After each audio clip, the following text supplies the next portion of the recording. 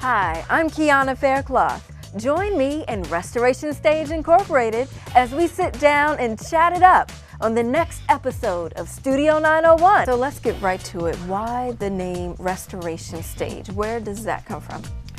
Our mission at Restoration Stage is to restore the Black family, one story at a time. We sat down and came up with a list of names, really. You know, the Change Theater Company. There were all of these different things that they all spoke to action. They spoke to our culture, yes, but also about what we could do with this gift that we had been given by the Creator.